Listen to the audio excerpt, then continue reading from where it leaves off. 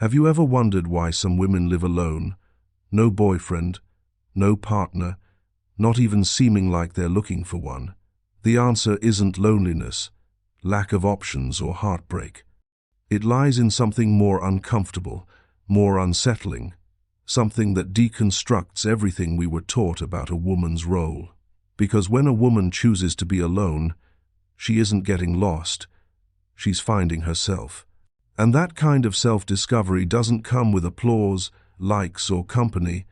It comes with silence, strength, and a kind of freedom most people still don't understand. No, she's not lonely. She's selective. She's not cold. She just got tired of burning for people who never wanted to feel the warmth. There's something profoundly threatening about a woman who doesn't need a relationship to feel whole, because that shatters the logic of control, dismantles the myth of emotional dependency, and reveals a brutal truth. Most men don't know what to do with a woman who doesn't need saving, and most women are still learning to recognize themselves in that silent yet deafening mirror of power.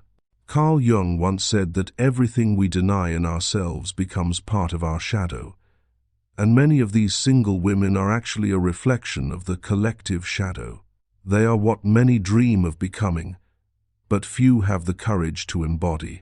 They don't scream for love, they whisper their choices. They don't put themselves on display to attract attention, they retreat to preserve themselves.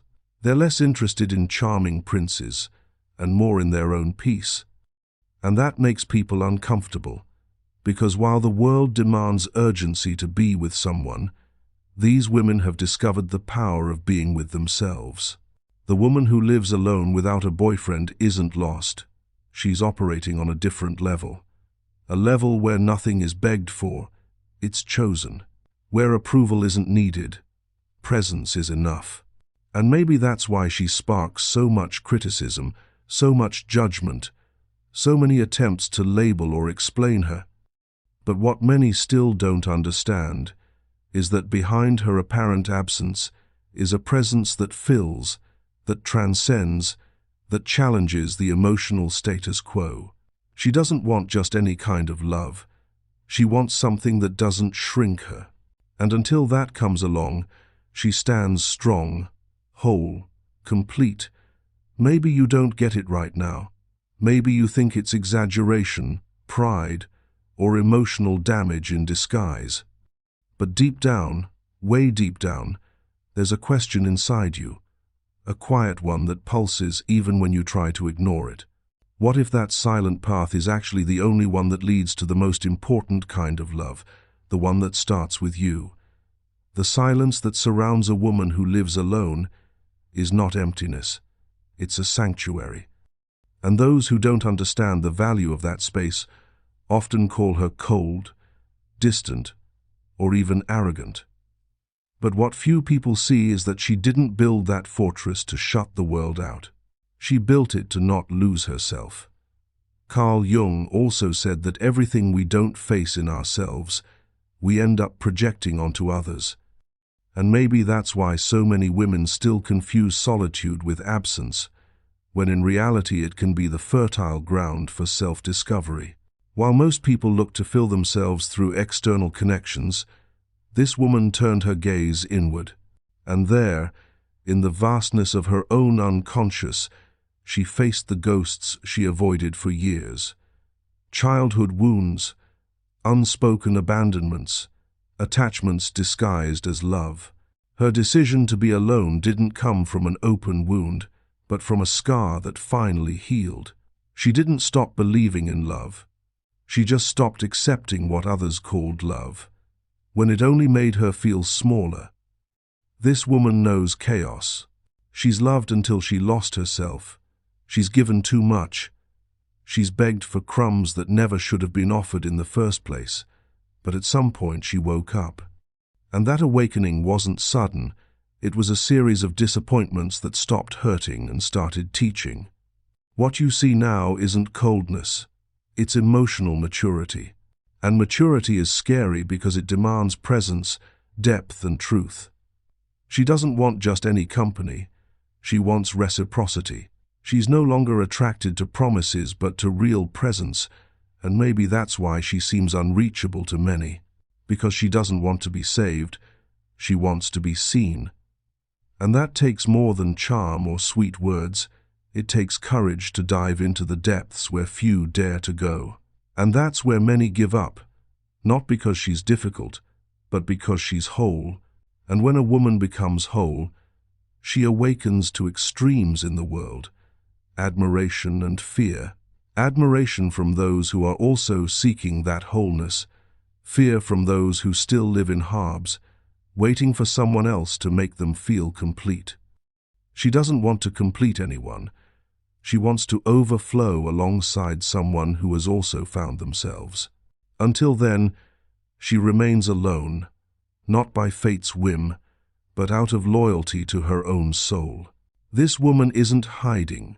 She's protecting herself. There's a vast difference between isolating and preserving oneself, but the world doesn't accept a woman like this. A world that still preaches happily ever after, only exists in pairs. A world that distrusts those without a partner, as if that were a sign of failure. Carl Jung once said that where convention rules, there's little room for authenticity. And this woman doesn't live by convention, she lives by essence. She hears phrases like, "You're too picky, you should be more open, nobody's perfect." And she smiles. A calm, steady, almost ironic smile, because she knows what many call picky is simply the bare minimum, the minimum it took her decades to realize she deserves. She's not looking for perfection. She's looking for someone mature enough to love without destroying, someone who's done the inner work she has already faced. And let's be honest, that's not something you find on just any street corner. The discomfort she causes isn't in what she says, it's in what she represents. She's living proof that it's possible to be happy without depending on anyone else. And that tears masks off. Men who feed on female insecurity feel threatened. Women still trapped in the need for approval feel judged. But she isn't here to confront anyone. She's just being. And the authenticity of someone who has freed herself is by itself a brutal mirror to those still living in chains. This woman isn't in a hurry. She doesn't need to rush things to please anyone. She respects her own pace. And for that she stirs a silent fury in a society that wants everything now.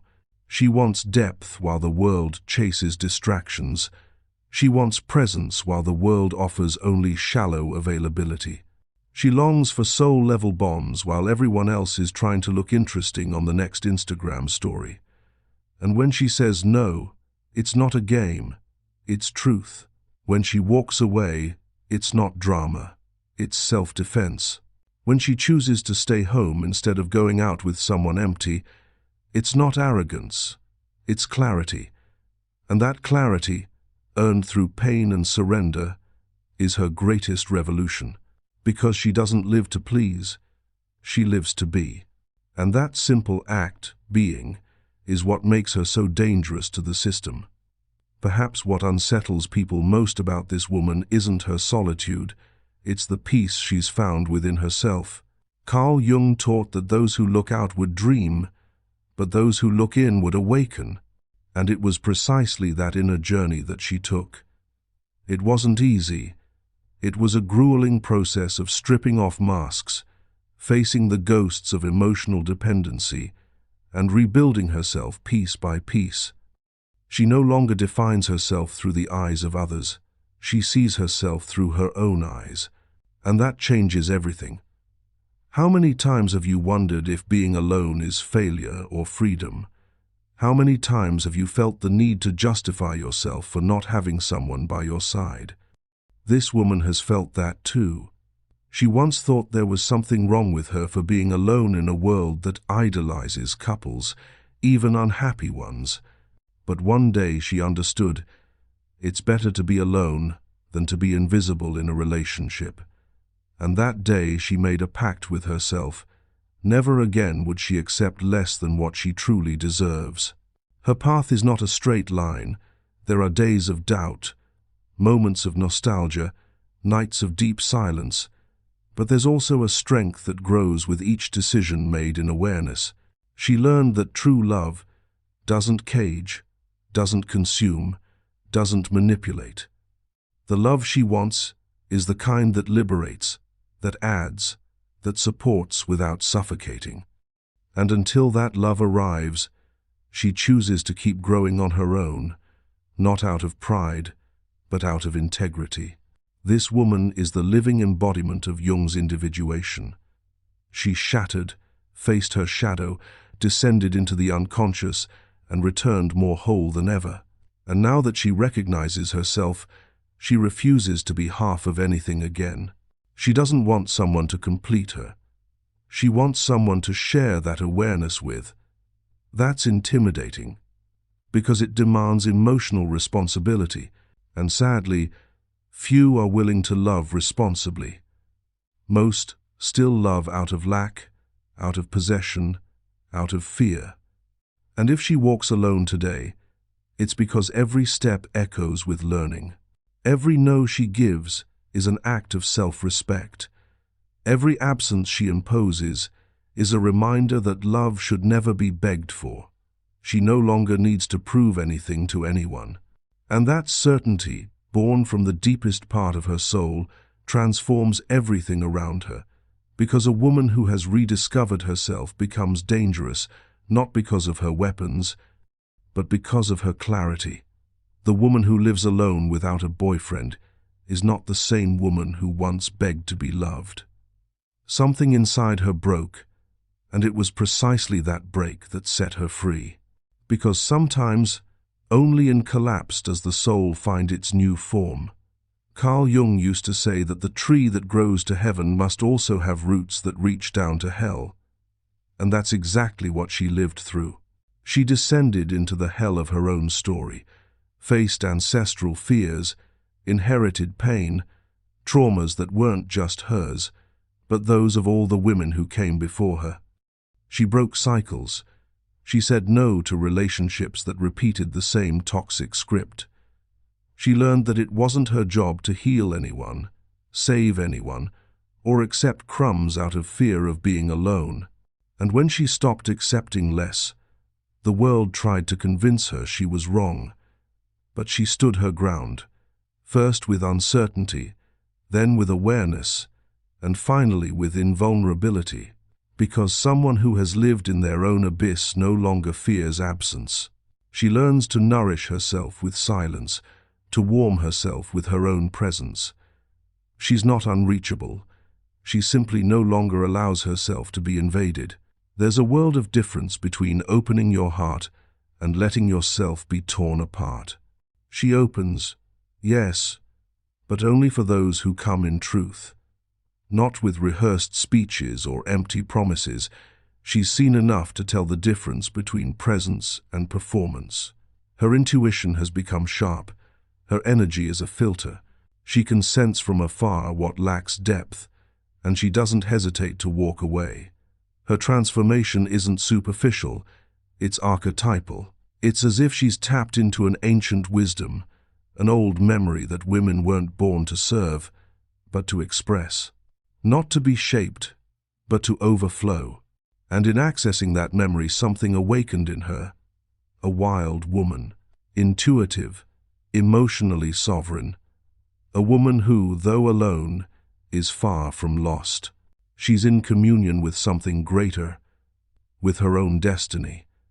And no matter how much they try to reduce her with labels, cold, difficult, distant, nothing sticks. Because she no longer lives to fit in, she lives to expand. She no longer fights for attention. She radiates presence. She's no longer waiting to be chosen. She does the choosing. And that reversal of logic confuses those who still try to control the feminine, but she's no longer there. She's already crossed the threshold. And on the other side, she discovered that the real relationship begins only after you've loved yourself enough to not need anyone. There's something sacred about the way she walks through the world. She doesn't need applause or public validation. Her confidence is quiet, and it's in that silence that her true strength lives. Carl Jung said that everything we face within eventually becomes our destiny. And perhaps that's why this woman, in choosing herself again and again, has become the author of a destiny that few can understand, but many secretly envy. She no longer tries to fill voids with promises or convince anyone that she deserves love. She doesn't beg for space in anyone's life, because she's learned that presence should never be begged for, it should be invited. And when the invitation doesn't come from truth, she simply declines. She doesn't react with anger or bitterness. She steps away with the dignity of someone who's gotten lost too many times to let the same wound happen again. What few people understand is that this woman still longs for love. She still wants to be held, touched, chosen. But she wants it without losing herself. Because she's spent too long trying to squeeze into molds too small for the soul she carries, now she only offers herself where there's room to be whole. And that requires a level of maturity that goes far beyond romance. It requires awareness. It requires having faced one's own shadow and still choosing to love. She's not looking for fairy tales. She's looking for a soul alliance, a connection where there's no domination or submission, where both can grow beside each other without dimming their colors, silencing their pain, or shrinking their dreams. And if that seems too much for some, so be it. Because she'd rather wait than survive on emotional crumbs. And to many that sounds like arrogance, but it's really just self-love in its purest form. We are witnessing a new archetype of woman, a woman who has walked away from the superficial and dived into the depths, who got tired of being merely desired and chose to be respected, who chose to be alone, not because she gave up on love, but because she began to understand that real love never demands self-denial. And when a woman understands that, her whole world begins to change. She doesn't need to raise her voice to be heard. Her presence speaks before any words. Wherever she goes, the energy shifts, like something in the room realigns subtly but unmistakably. This isn't mysticism, it's energy. It's the weight of someone who has already faced the most brutal inner wars and chose to return in peace. Not because she conquered all her fears, but because she learned to live with them without being defeated. Carl Jung would say she found wholeness not by eliminating opposites, but by integrating them. This woman doesn't reject love.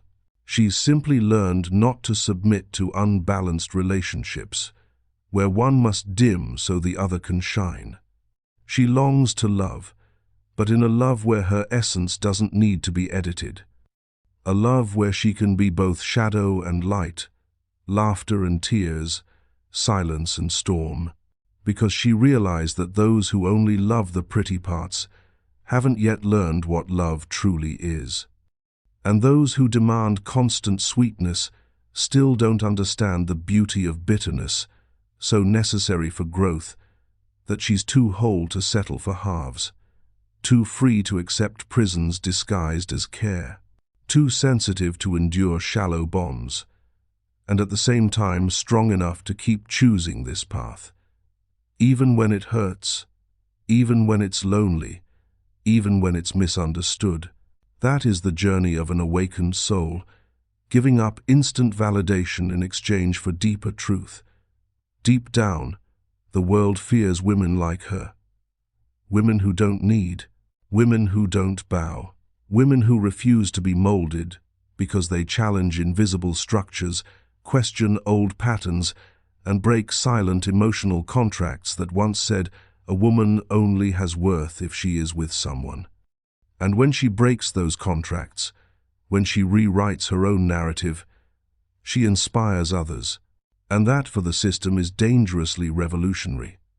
So she continues, sometimes with tears in her eyes, sometimes with her chest held high, but always with her feet firmly on the ground, because now she knows she's not alone. She's with herself. And after everything she's lived through, that is more than enough. The love that comes after that won't be salvation. It will be celebration. It won't come to fill her. It will come to overflow. When a woman chooses to walk alone, the world rushes to convince her she's making a mistake. But deep down, she feels something aligning within her. It's not pride or rebellion. It's a rare kind of wisdom that can only be born in silence. The same wisdom Jung called individuation, the process of becoming fully who you are, without masks, without compromise. And when that happens, nothing outside her has more power than the truth that pulses inside her chest. That truth doesn't need to shout. It can show itself in the way she quietly closes a door without resentment, in how she withdraws when the environment no longer nourishes her, in the way she smiles in peace, even with no one by her side. Because she discovered that being alone is not a punishment, it's a vow of loyalty to her own soul. And the soul of an awakened woman does not submit, does not dim, does not beg. It simply is, and that is enough. The world will keep trying to tell her she's missing something. It will keep offering distractions, plastic princes, love made for display. But she's already seen behind the curtain. She's already understood. It's not about finding someone. It's about never losing yourself again. And when that realization blooms, everything changes. Desire becomes discernment. Lack becomes choice. Waiting becomes a path. And what once hurt now teaches. What once bound now sets free. You can feel it deep inside. That stirring, that spark. Maybe it's a memory, an old wound, a nostalgia that never made sense. Maybe it's the image of a woman you once knew, or the woman you've become. In either case, something within you is asking to be seen more clearly, something that no longer fits in old molds, something that if you let it could completely transform how you relate to love, to others, and most importantly to yourself. That woman who lives alone is more than just someone who doesn't fit the mold. She is a living symbol of emotional freedom, a reminder that it's possible to rebuild without hurry, without fear, and without needing to prove anything to anyone. She doesn't walk ahead of anyone, but she doesn't follow either. She carves her own path, unique, inviolable, and along that journey, she lights little fires for others who are waking up too. If something inside you was touched by this story, maybe it's because, deep down, you too are ready for a new kind of love. A love that begins with reconciliation with yourself. A love that feeds on silence, presence, and truth. A love that can't be negotiated, begged for, or disguised. And if that love hasn't come yet, maybe it's because you first needed to become the woman who no longer accepts less than she deserves. And if this message found you at the right moment, or awakened someone you forgot was living inside you, then I invite you not to keep it to yourself. Share this video with other women who need to remember their own strength. Like it, comment, and subscribe to this channel. Not out of impulse, but out of choice. Because when something touches the soul, the least we can do is let it keep resonating within us and through us.